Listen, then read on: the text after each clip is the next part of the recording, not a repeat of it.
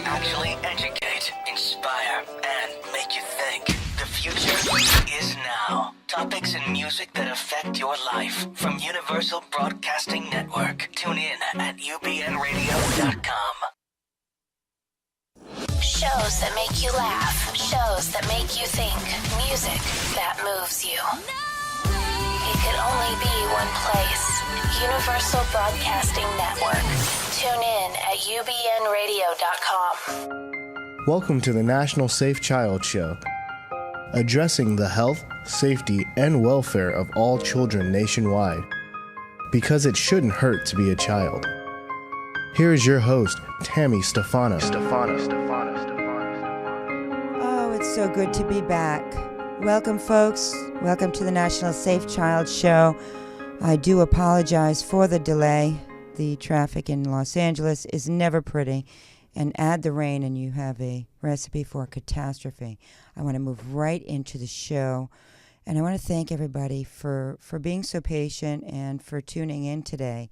And I want to thank UBN for their continued concern with the safety of children in our country and beyond. The first matter I want to touch on briefly is Gabriel Fernandez, that we have been covering for years now, 3 years actually. He died on May 24th, 2013, as many of the listeners know. Well, yesterday, District Attorney Jackie Lacey, who is the head of the District Attorney, she filed criminal charges against 4 of the social workers that were involved. As I'm not telling anybody anything new, it's big news. The wonderful thing with that, folks, is it really hasn't been done, and it opens up a can of worms for social workers who continue to abide by the wrongdoings within the department, within Child Protective Services. And I just want to send a message out loud and clear. When you as a social worker, and I know that many good social workers exist and are doing their best, when you as a social worker follow the protocol of wrongdoing, of illegal activities, of altering documents, you now have a scenario where you can be charged criminally. And this is what we all have to push for. I'm very grateful to Jackie Lacey for opening this up, and whatever prompted her 3 years in, whatever pushed her to make this happen, I just want to say thank you. We have today a social worker on our show.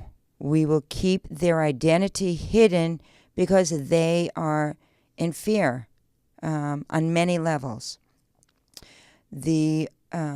Their voice has been changed, and we're going to ask some really tough questions. We encourage our listeners today to come on the chat room, ask some questions, and hopefully we'll be able to get some answers. We have other social workers who are now stepping up, folks. So over the next month or so, we're going to be covering some really tough situations, and we're going to find out about the truth. So I want to introduce, without further delay, the social worker who came across an egregious situation. And this person just decided, I've had enough. I'm not going to participate in this. I'm a good person. I'm an honest person. I do my best for the parents. And if a parent really isn't safe, then I do my best for the child. But ultimately, if the parent is safe, this social worker has pushed to keep children together with their parents. But this social worker has come up against some roadblocks lately. And as we all know, the roadblocks have been prevalent for a long time. But when this social worker came up against the roadblock, I received a call. And I was told about this situation. It's an awful situation. We hope to have the parents come on soon. We will, but I also want to protect the parents while they're going through being away from their children. And for those on my listserv, I will be sending out a court hearing date. As we know, this is National Child Abuse Month.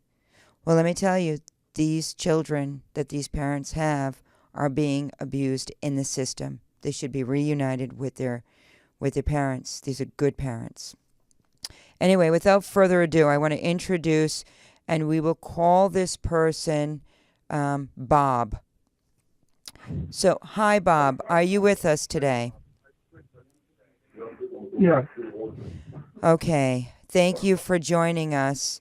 Folks, if you cannot hear, please let us know if we have the voice changed as well. This person is really fearful. I've never encountered this yet, and I'm really grateful. Bob, I want to jump right in, and we're just going to address you as Bob today. You have been working for the Department of Children and Family Services for, we'll say, over a decade. Is that correct? Yes, it is. Okay. And you have helped many parents to and made sure that their cases were handled properly. You've been the social worker on the case. And in fact, this is the first time I've heard, you've shown me some letters where parents have actually praised you and thanked you for helping them in their case. Isn't that correct? That's true. This is a good one, folks. But recently, you have reached your limit because you've seen some really bad things happening. Is that correct? It is. And what you told me, I don't know if you recall telling me, you need to sleep at night and you need to look at yourself in the mirror and you're not going to participate in illegal activities. Is that right? That's right. Yes. Illegal activities such as taking a child away from a safe parent and having them adopted out or kept in foster care. Okay. Yes. You yourself have seen where parents are safe, they've jumped through hoops, and yet a decision is made from higher ups within the department that it doesn't really matter if the parents are safe because somebody made a call to somebody else in the higher echelon of the department, and it was already predetermined that that child was leaving that family regardless of how safe that family was. Is that right? That's right. How did you feel about that?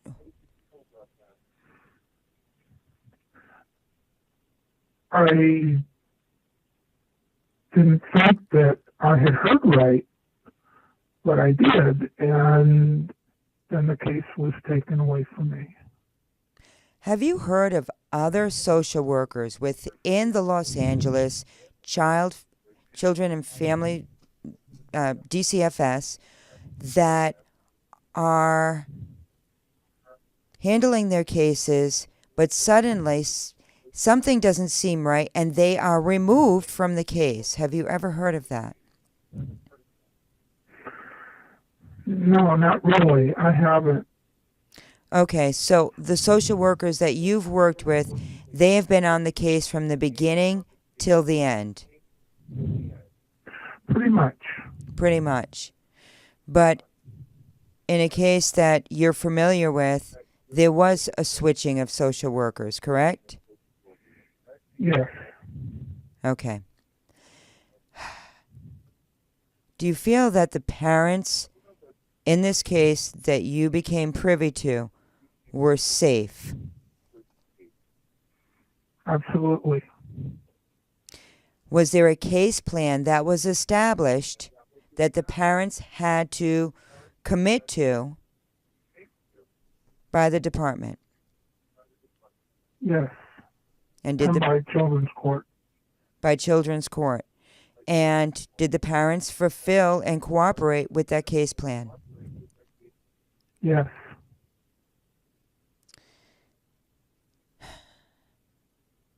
Have you ever heard of a foster parent who makes a decision that they want somebody else's child,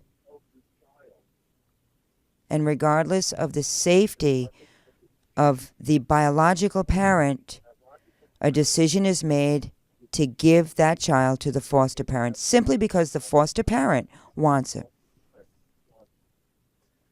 Not until this case, I haven't. Not until this case, but you have now, haven't you? I don't have it anymore. Right. But you have actually heard of that scenario now intimately. Yes. You are not the only social worker to disclose this situation to me. There have been other social workers, whistleblowers, who have told me, and National Safe Child has actually been working on this for about 2 months now. Do you feel bad for the parents of the case Yes, I that... do. Yeah. Are the parents desperate? Yes. Are the parents crying out to be helped because they don't understand what's happening, and they don't understand why they're not getting their children back because they followed and jumped through hoops over and over again? Yes. She's very desperate. She's very desperate. And you feel that this is a safe parent? Yes, absolutely. Absolutely, like 100% safe? Yes. 100% safe. Do you feel that she loves her children? Absolutely. Okay. So,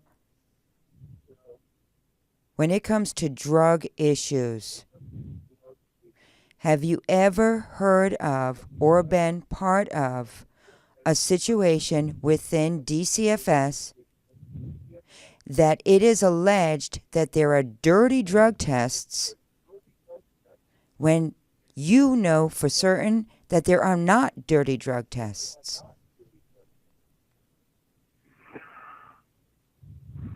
Not until this case.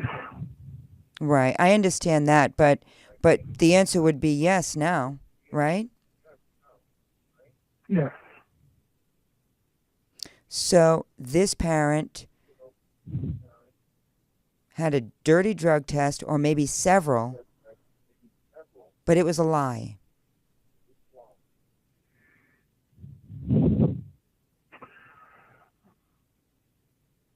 Is that true? So just to, well, let me just say this, so that so that my listeners understand. A dirty drug test in the whole U.S., when the department asks for a parent to do a drug test, can be either show up positive for some type of drug substance, even when we have seen results that even though it shows up positive, it ends up being somebody else's name. And if the parent doesn't look at those documents carefully or ask for them or demand them, it gets deemed as if they were doing drugs. But the other case scenario is when a parent gets called and they have an hour to go and get this drug test. They don't have a car, maybe they're taking a bus or they're in work and they can't get there. They call and that test also is deemed to be a dirty drug test. Or they get informed at the latter part of the day, and by the time that they get there, the drug testing facility says, sorry, you're too late. And that gets deemed as a dirty drug test. Would it be fair to say that one of these case scenarios happened with the case that you're familiar with? It was similar. It was similar. Did this parent actually do any drugs that you're aware of? Not since I have had the case. Okay. And let me ask you something. Did the parent ever... Well, I'm not going to ask that. There was a dirty drug test or more that came up with this case, correct? Yes. Was it proven to be inaccurate? No. So the drug test was accurate or it was not accurate? It was not accurate. It was not accurate. So then at that point, when the department had evidence that there was a drug test that came up positive, but in fact it wasn't positive, did the department correct that? No. No. So this parent just got told, or the court or whomever was involved that was looking at this case, it appears to be that the parent actually did drugs because the parent never had a chance, or you never had a chance, or whoever's on the case never had a chance to correct it, the documents, or when somebody did try to correct the documents, those corrections were ignored. Is that correct? Yes. Okay. And when it comes to facilities that are set up to help children, or so-called facilities that are set up to help children, are you aware of any facilities that collected money for years but actually never helped any children? Or helped maybe, or why don't you tell us briefly about that? I only knew about one program. I don't know what the name of it was. Okay. But it was for children from birth to 3 years. So from birth to 3 And there years was old. only- Okay. Yes, which is, and this program with a social worker only had one child for 3 years. Okay, so a social worker was running the program? No, she was in the program, and all she had was one child.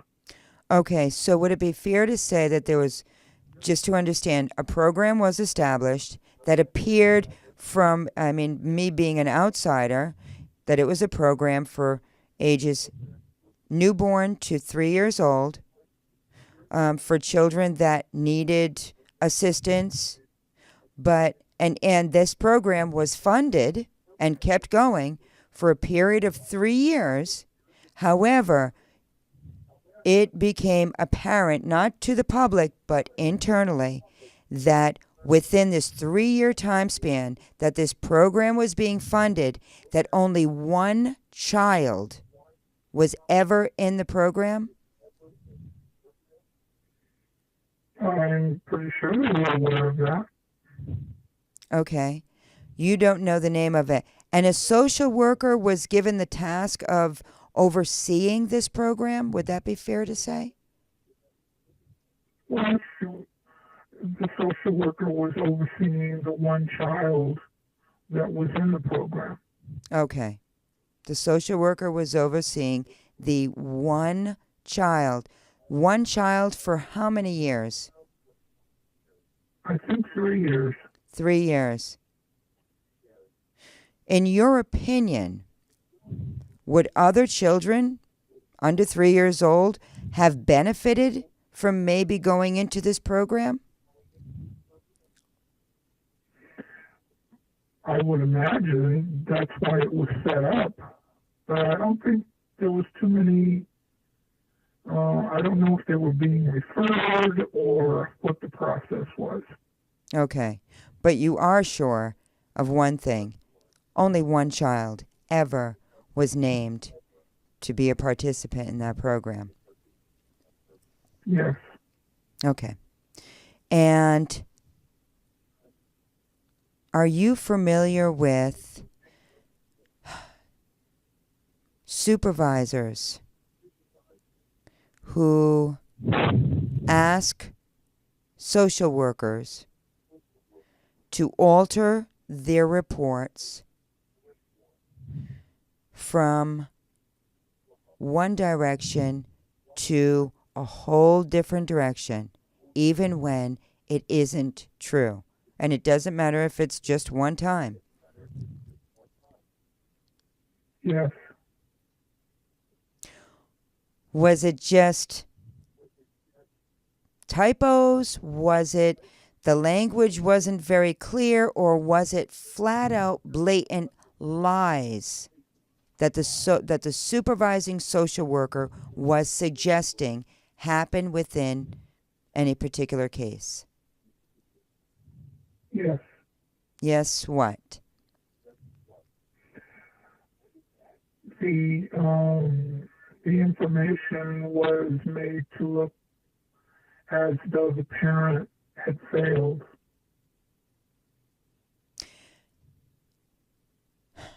So that and she was not eligible to get her children back.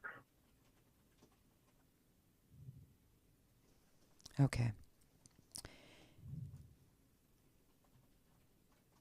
Do you feel... Okay, let me ask you this. Have you ever... Tell us a little bit about sanctioning of social workers internally. Is there a sanctioning process for social workers within the agency? Only if you want to include children's court. The only sanctions that I have ever heard of come from children's court. Okay. Like if you don't have a report in on time or missing or that kind of thing. Okay. And I want to just leave this broad, but have you ever heard of any social worker being asked by a supervisor to take the fall for another social worker who had too many sanctions and would be in trouble?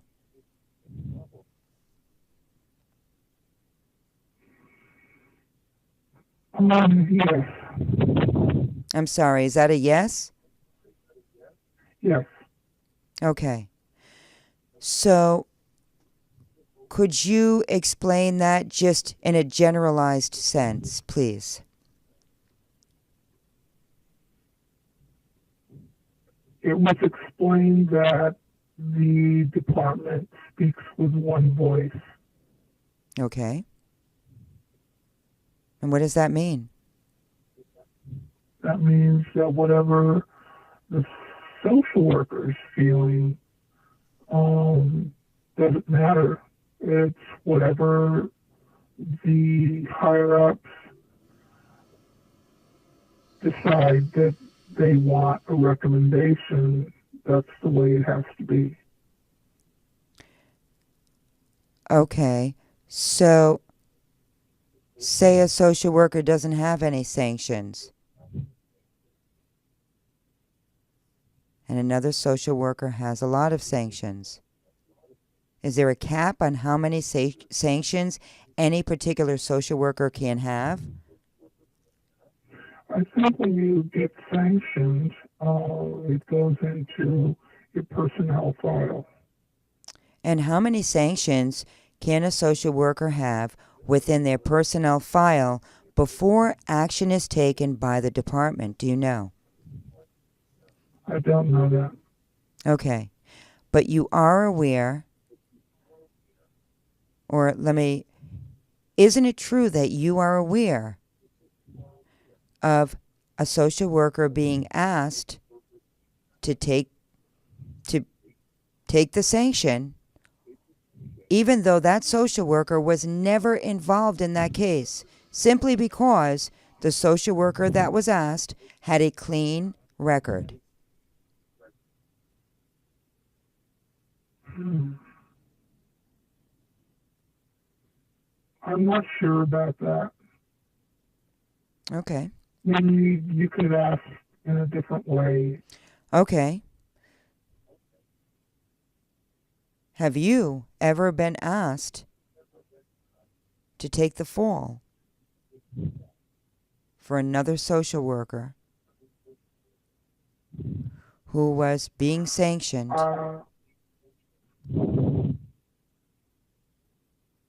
Not for another social worker, for a clerk. For a clerk. Okay, I'm sorry. Mm-hmm. So you were asked to take the fall, but you were not at all involved in that case. You were just passing by at the right time, I guess. Actually, I was involved in the case. Okay. But I think that the clerk had said that I gave erroneous information. Okay. So you were blamed for some... Go ahead. Yes, I was blamed for giving erroneous information purposely. And I always felt that if you got a sanction, it wasn't a good thing to have. And I always felt that if I was going to get a sanction, it was because I deserved it, not because I was covering for somebody else. Right. But in this case, it was laid out clear and asked of you to do this favor. Yes. Okay. So and they I were... refused. I'm sorry? And I refused. And you refused. You said, I'm not doing it. I'm not being... Right. Okay. So, when it comes to superiors, supervisors, if you do not follow their lead, what happens to you? You get shunned. You get shunned? Yes. You get cases taken away from you. Okay. And they could demote you. They could try to get rid of you. How would they do something like that? What would something like that look like? If, say, the department just said, would they call it insubordinate? Yes. Okay. So say the department alleges that any particular social worker is acting insubordinately because they're not following an illegal adoption.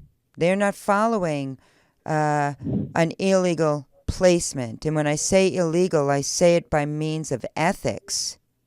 Something that clearly should not be done, and they don't choose to participate. And when they do something like that, then would it be fair to say that that social worker might have their files looked at or scrutinized and threatened with termination?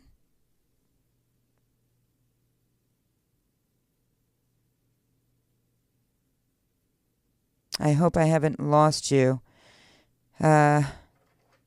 Folks, I think that I've lost... Oh. Okay, hold on. We are going to get our caller back on. This is unbelievable. I know it's a little hard to hear, but for the sake of anonymity, we really want to maintain safety for this person. There's two other people that have actually stepped up And so it's pretty intense right now.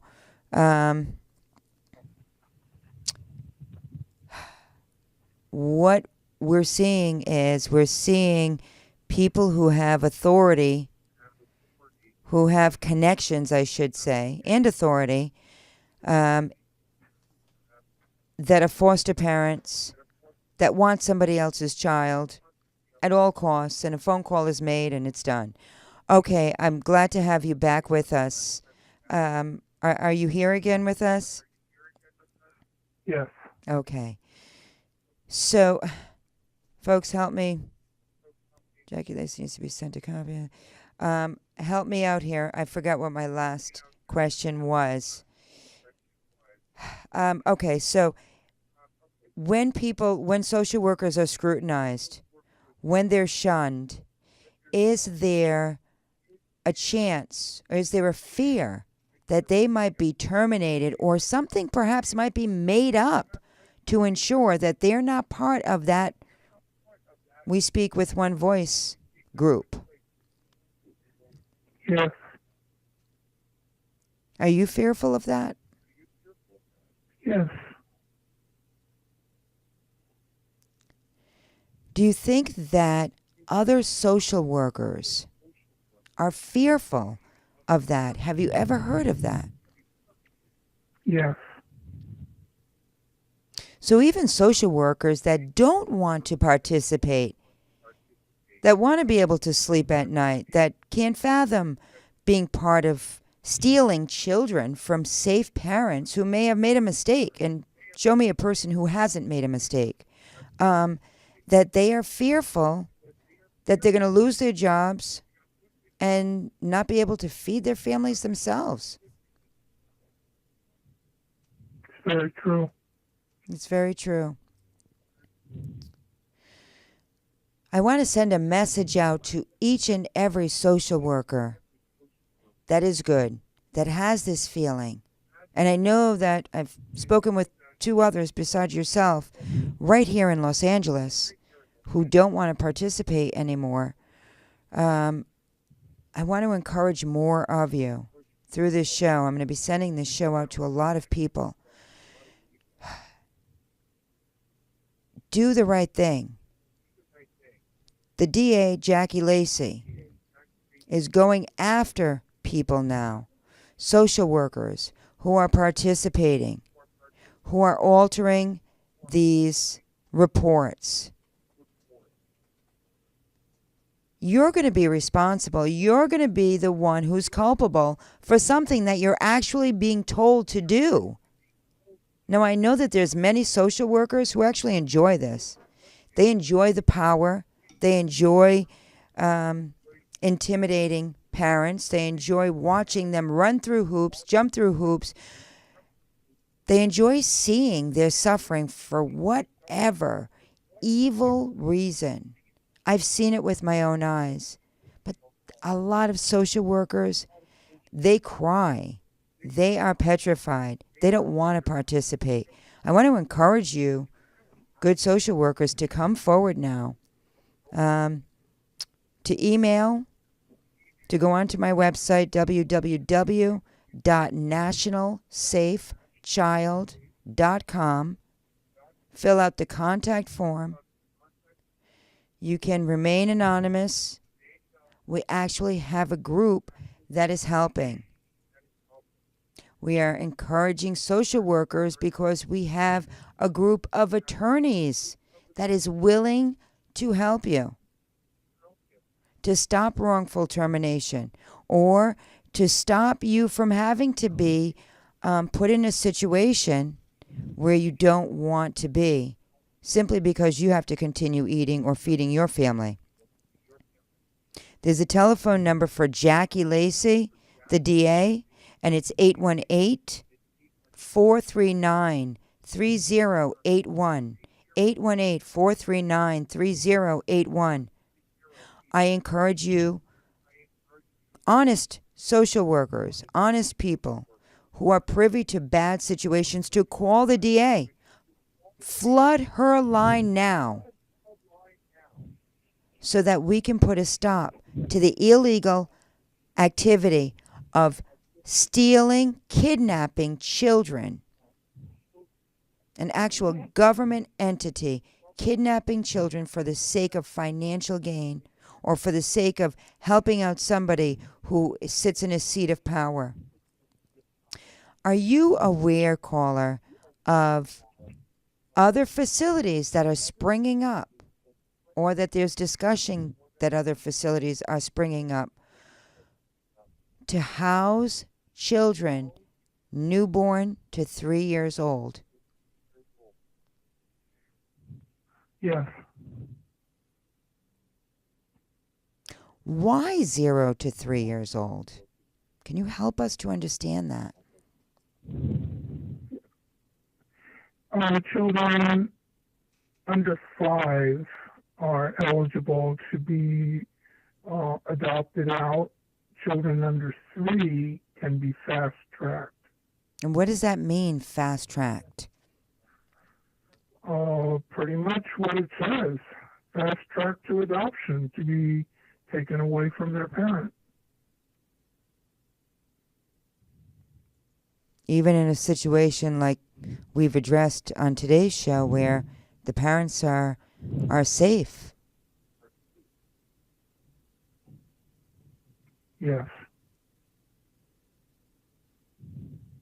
Do you think that the system called Child Protective Services, or DCFS, Department of Family and Children Services, do you think that it's a system that runs well, or is it broken?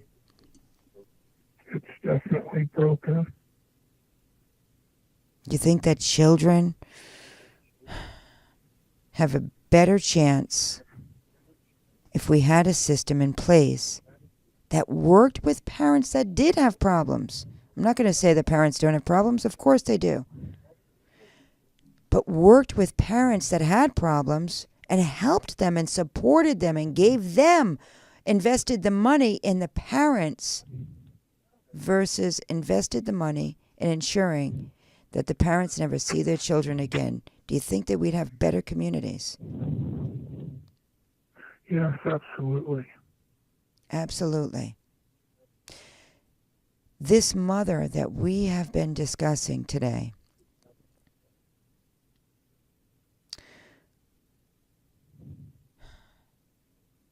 she's not a family member, right? Mine? Yes, of yours. No.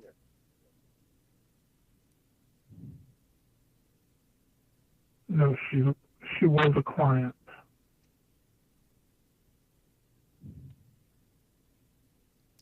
Did she have to do more programs than other case plans normally lay out for a parent? It appeared to me that she did.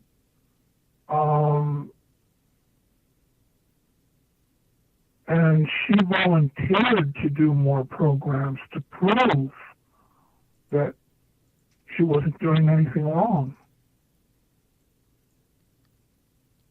Okay. Was any of those volunteered, successful, graduated programs, did Mom get a pat in the back? Good job? Not since I've had her case,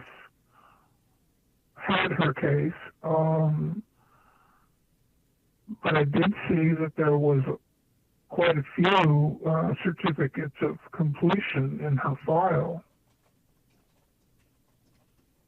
Tell us a little bit about parents who have court-ordered visitations with their children. Have you ever been privy to any cases at any time, even one, where the court ordered that a parent see their child, they have these visits, but somebody with an evil push, with a controlled power trip, made a decision that it doesn't really matter what the courts say because you're not going to see your children? That's what I felt was happening with this case. That's what you felt was happening with this case. Why did you feel like that? Because mother had so many obstacles put in her way to see the child that they want to adopt out. So, would it be fair to say that the least amount of visits would be better for not the child, not the parent, not the family, but for the foster mother and the agency that was backing the foster mother and foster father? Yes, because the court looks to see if the visitations from the parents has been consistent. And so the court takes that into consideration when making determinations as to return a child to their biological families. Is that right? Yes. So yes. if a court sees that the parents, if it appears or it's presented falsely to the court that the parents have not made any efforts to visit their children, then the court frowns on the parents and could veer more towards adopting the child out. Is that right? Yes. Yes. So an easy way, would it be fair to say that an easy way that the foster parents, if they are corrupt and they have an in with the department, an easy way to get that foster parent to get the child that they want would be just to interfere with a parent's court-ordered visitations? Yes. Wow. It's incredible. And what can a parent do when that happens? When they're not seeing their children? Do you have any suggestions? The only thing the parent is told is to talk to their attorney, talk to their social worker, to arrange the visits. But if the parent doesn't get any response, Okay. there's other than go to court, raise your hand and say you want to say something. Sometimes they will let you tell your side. The parents that you have had on your cases, do they have money for private attorneys, or are they really given court-appointed attorneys? They're given court-appointed attorneys. So would it be fair to say, I mean, you know, I'm not saying you're an expert in this area. I know that you have a long history with the department, but would it be fair to say that it might appear to be that parents who do not have the money to be able to fight for their children seem to almost be targeted in some sense? I don't know if you could. I don't know if I would think about it that way. Okay. I think that my only hope is that there are some children and parents, attorneys, that are willing to go the extra mile. There's very few. Because the attorneys have a lot to say. Have you ever seen a case where an attorney just might have a lot to say? There might be a lot before that attorney, but that attorney really doesn't speak up for the parent too much.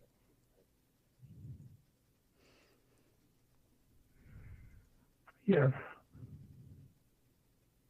You would not be telling us something that we did not already know, but it's refreshing to know that there are people who see it that are within the system, not just looking from the outside in. It is important. It's so important that this be exposed. Because everybody has to ask themselves the question, what if it were your child?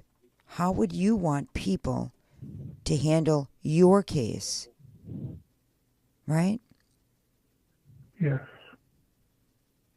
And I speak about the targeting of people who have less money, or harder situations, but I do not negate the fact that there are people that have lots of money and are thrown into this system as well. It just seems like the majority are people that have less money, less ability to be able to financially afford the professionals that are needed, the experts that are needed to fight for their own children. That's true. I didn't ever ask. Go ahead, please. I know that I've had parents that have stated that they would get an attorney and fight the department. And I honestly tell them, you don't have as much money as the department does. Right, that's for sure. We're dealing with a multi-billion-dollar industry. Mm-hmm. That's a hard monster. That's a hard machine to shut down, that's for sure. Have you ever heard of... Go ahead. But also those parents that have threatened to get an attorney and fight, I was able to work things out with them so that they would understand better what they had to do in order to get their children back. Okay. But this case in particular is the first one that I've ever had that turned out so wrong. So wrong. Against the parent and against the children who should be with the parent. Yes. Wrong in that way. Now that you've found UBN Radio and discovered our quality talk shows, Well done. it's time to spread the word to friends, family, and the universe. 24 hours of music and talk. Radio without limits. That's why people keep coming back for more. That's ubnradio.com. Okay, I apologize for that. Are you still with us? Yes. Okay, great. John, I'm going to send you off something in a moment. I would like for you to put on the screen. Are you following? What is your feeling about the children that failed Gabriel Fernandez in Palmdale and never visited him, never saw him or saw him so briefly? And yet this little boy, this beautiful little child who was crying out for help, the teacher who made a multitude of calls. There were 69 calls made to the department, 69 different referrals, and yet this child ended up being tortured and murdered by his mother and her boyfriend. Do you feel that Jackie Lacey, the head of the DAs, is just in going after the social workers? Yes. Do you feel that the social workers, when they just ignore cases, they do what I refer to and many others refer to as a drive-by, meaning they go by the house, however they never stop, and they put it in their report as if they did. Do you think that they are responsible? Yes. Responsible for this little boy? I'd be responsible if I did that. Right. I would be responsible too. And why are they responsible? Because it's not protecting children. you're supposed to see them personally in their placement once per month. When they return to the parents, twice per month for the first 90 days. And is there a quota that social workers are bound by when it comes to their caseloads or their amount of children that they are handling? Well, a lot of social workers went on strike about 3 years ago because our caseloads were quite high in the 40s. Okay. And now they're like in the high 20s. So within the department now, they're not in the 40s anymore. Is that what you're saying? Yes. And they're not in the 30s anymore? No. Okay, so they're somewhere within the 20s. Okay. And High 20s, yes. high 20s. So is there, say, in the high 20s, you had 20 children. Each case only had one child. Is there a quota that is discussed somewhere regarding having 20 children, or do you need to have 30? I think that I have 27. This is just for instance. I have 28 cases in my caseload. Okay. But that counts for every child. Okay. So you've never heard of a quota, per se? No. Okay. Is there, okay, so I have some people emailing questions. Is there anything that the parent can do to make the social worker not even open up an investigation?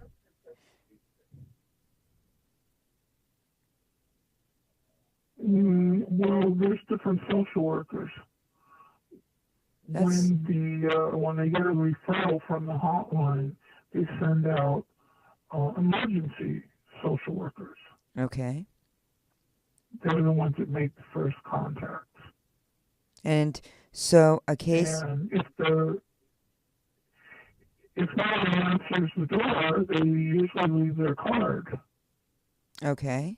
And from what I've heard, they'll leave the card maybe 2 or 3 times, and if no one answers, well, then they close it. But nobody saw the child. So if nobody sees the child and there is no contact, you can't open up a case. Isn't that right? No, I'm not an expert on that because I've never been Right. an emergency social worker. Right. But the one that decides whether there's a case or not is the emergency social worker's supervisor. Really, a social worker doesn't have that much say. It has to go by whatever the supervisor says. Okay. When you write up your report, well, let me ask you, are you obligated to write reports for your cases? Yes. Is there a new rule regarding these reports? Yes. The children's court mandated that we have to turn in court reports 30 days before the hearing. 30 days. 30 days before the hearing. Yes. Okay. And what happens if... Okay, so once you turn in the report 30 days before the hearing, then what happens?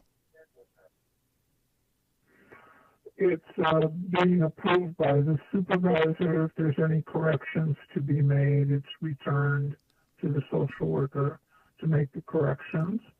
And once it's signed off by the supervisor, then the report is ready to be processed to deliver to court. And what time period, what new time period has been instituted now for that to happen? How long from the 30-day period that the social worker has to have the report in for their case and then given to the supervisor? How long does the supervisor have to make any changes? I believe it's 10 days. Right. And Then after... it has to go out Okay, so... for the 20 days. Okay, so 20 days before the court hearing? Yes. And how many days is the court mandating that the court receive the reports before the hearing?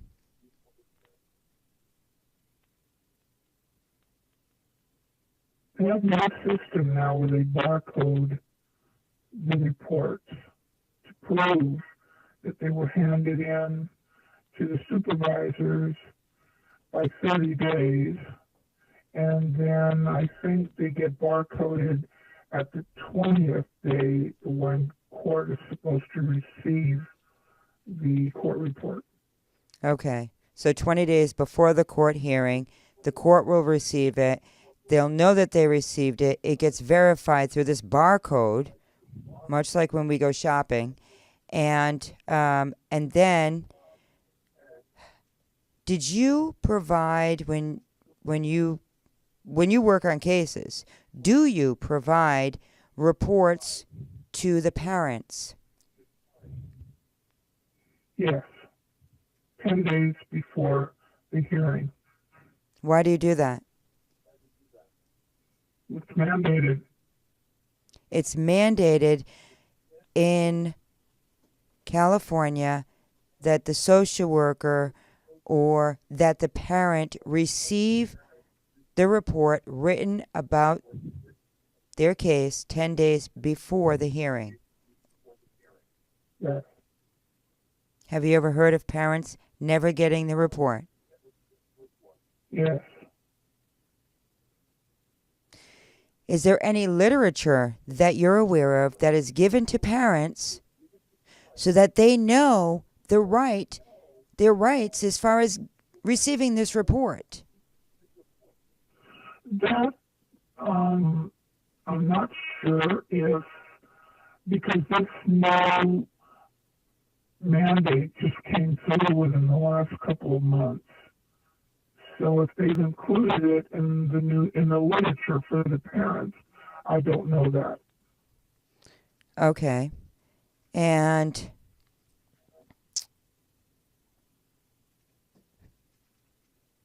but you always give the reports. Yes. Okay.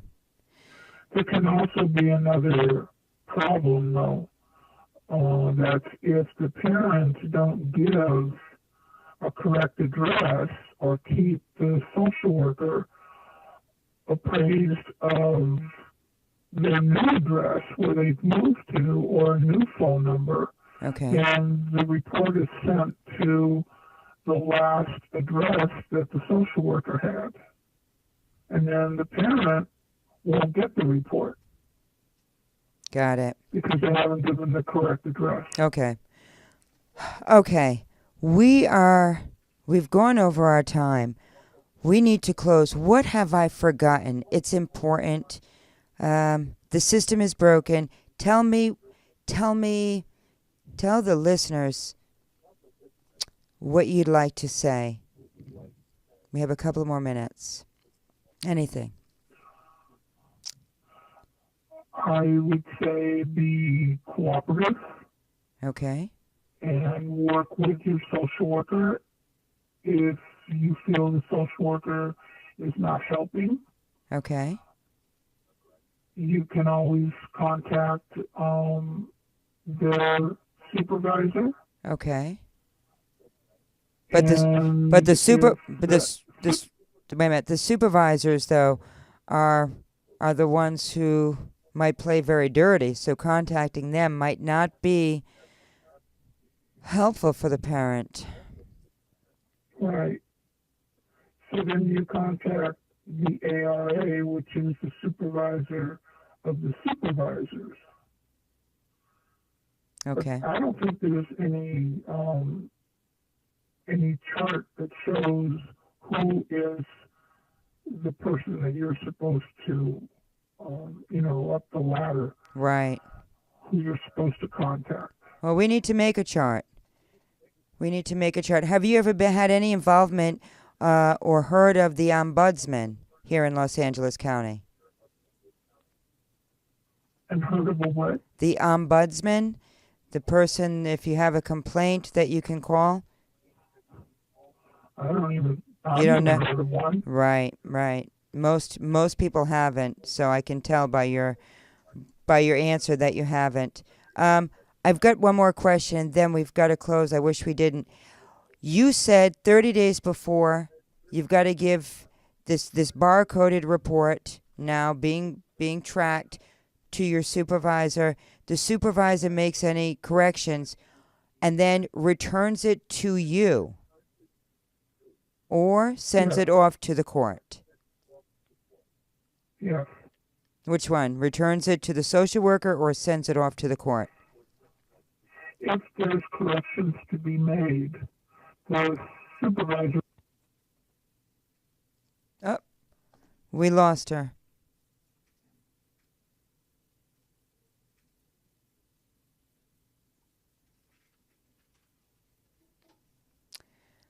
Okay, folks. Just to let you know, we've got to close this. I wish that we didn't have to.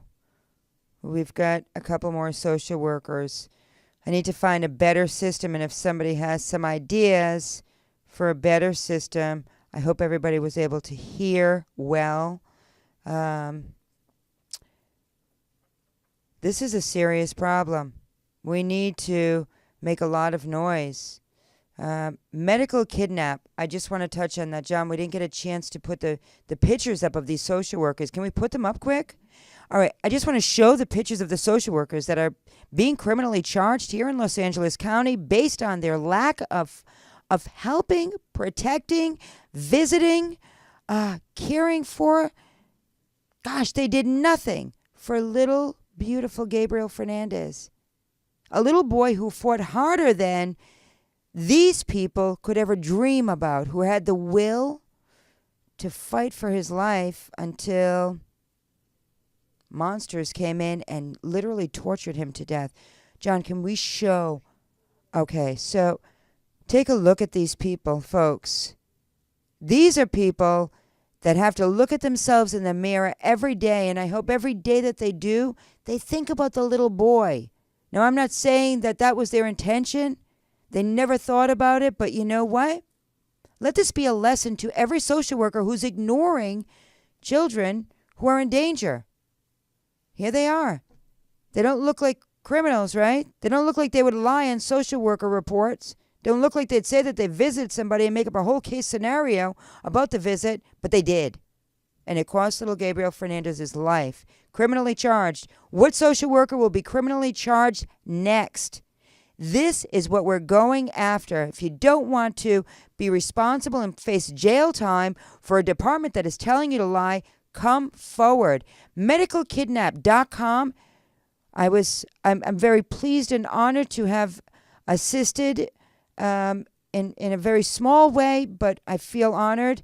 Medical kidnapping, a crisis in every family in America.